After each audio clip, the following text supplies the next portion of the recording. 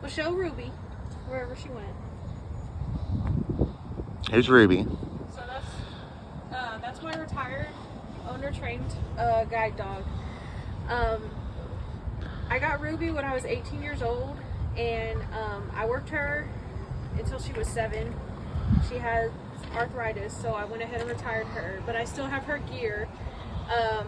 I was scrolling Facebook earlier, and I saw a question in one of my Facebook groups about a semi-rigid guide handle. What I have is a very rigid guide handle, but I decided I was going to go ahead and, with the help of my wonderful husband, my cameraman, make a video of Ruby's harness for anyone who may be owner training a guide dog themselves right now. I got mine from Bridgeport Canine Equipment. I really like their stuff. It's all leather. So this is the body part of the harness. So this is the back. This would go over her back here, and there's a D-ring for attaching things to right here.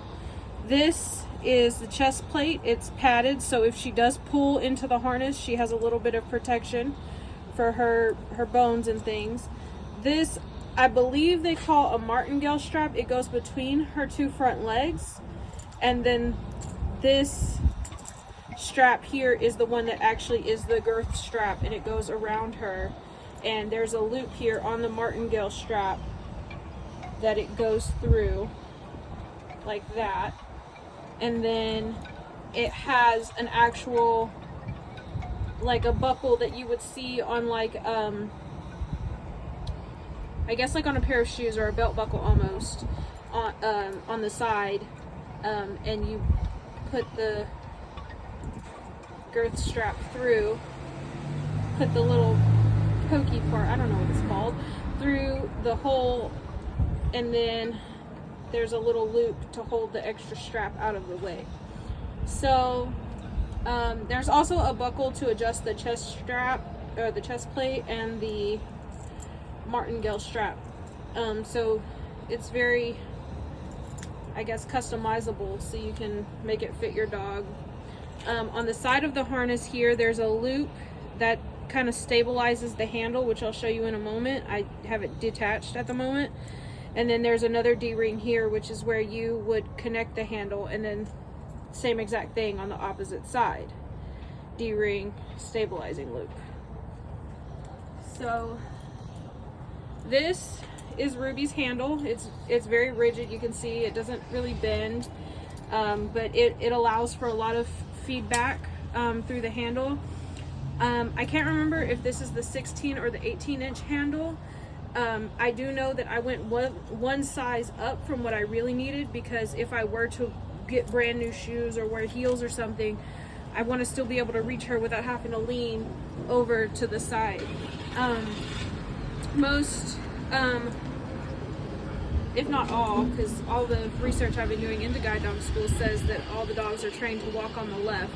I walked Ruby on my right because when I got her, my vision was better in my right eye, so it's just a little bit easier to keep an eye on her on that side. At the end of the handle, which is shaped like a U, because there needs to be a buckle on each side of her, I know this has a name, but I personally don't know what it's called, but it's basically a traditional dog leash type clip situation, and it clips right onto the harness. So you put it through the stabilizing loop and then clip it to the D-ring,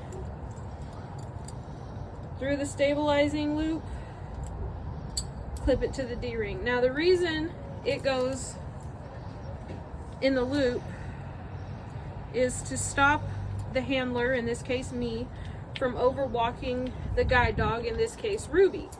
So I can't go in front of her because the loops stop it. Whereas if I do it improperly and don't go through the loops,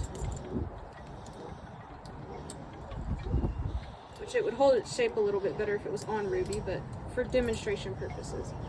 So without being through the loops, I could literally walk in front of her, and therefore she wouldn't be guiding me anymore. I would be, in essence, dragging her behind me, and that's not what you want when you have a guide dog, because you want them to guide you so you don't run into stuff.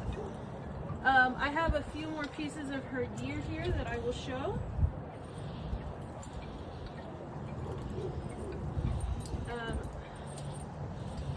Find the right pieces. So disorganized. Okay, so a lot of people ask questions about this too.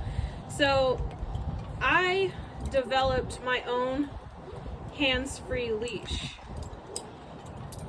So the first piece of it is this 2-dog coupler, and what it is a big O-ring with 2 adjustable, very short leash style situations attached to it. You can adjust it. I have them set to their longest length just because of the height difference between Ruby and myself. And then, oops, sorry house. And then I have a traditional 4-foot dog leash. And what I do to make it hands-free is I take the loop of the leash, the handle part, and I stick it through the O-ring on the coupler. I then take the clip of the leash and pull it through the loop of the leash, in essence basically making a slide knot, I guess you would basically call that. And then I can do cross body. Like I said, I used to walk Ruby on my right, and then you clip the buckle of the leash to the O-ring as well. And so basically, for any viewers that I have that are visually impaired, I have the O-ring on my right hip, and then it goes cross body to sit on my left shoulder. Then what I would usually do is I would take this martingale, which I use for leash corrections. Now for Ruby, I have hers because I believe in positive reinforcement. I have hers actually set to loose because what I'm doing to redirect her is making the D-ring on the martingale slide across that chain. Because yes, I can say don't do that, but in certain situations I'm not able to verbally give her a correction, so that sound is telling her, like, you're doing something that you should not be doing right now. So what I would usually do is I would take the front part of this coupler and attach it to the O-ring on her martingale. I would slip this over her head, and she would wear it with her regular collar that has all her tags on it that say her name, the fact that she's microchipped, her rabies tag, all that good stuff. So like, I mainly would use this if, let's say, I was singing in the church choir and she started to, what I call, army crawl away to sniff something. I could kind of, and that chain would get her attention and tell her, hey, you're not supposed to do that. You need to lay down. And Ruby had gotten to the point where I hardly ever really had to give her a leash correction, but it was there if I needed it. So this was just an extra, basically an extra point of contact for me and her. And then what I would do, I forgot to detach it. I'm over here picking up the handle, thinking the whole harness is gonna come, but it didn't. And then, so she would be wearing the leather Bridgeport harness, and I would clip the back part of the dog coupler to that, and that is how I would keep her attached to me, so that she would have the hands-free leash, but I would also be holding the handle of the harness when we were walking. This hands-free leash allowed me to, hold on, I'm gonna let this garbage man stop before I continue. So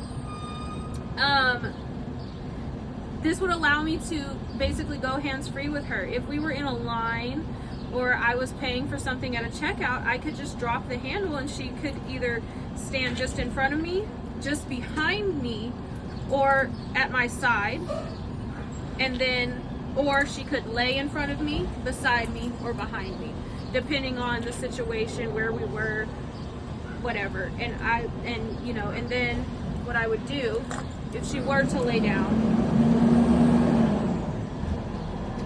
is I would take the O-ring of the cobbler in my hand, and I would say up, and she would stand up. Or I could lean down, pick up the handle, and say, okay, let's go, and she would immediately stand to her feet. Or her paws, I guess. Say.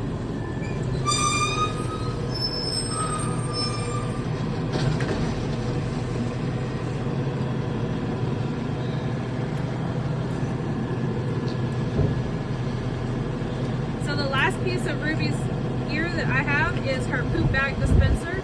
It's a bone-shaped thing, and it has a hole in the side, and her little poop bags go inside there, and you can pull them out to pick up anytime she has to go to the restroom.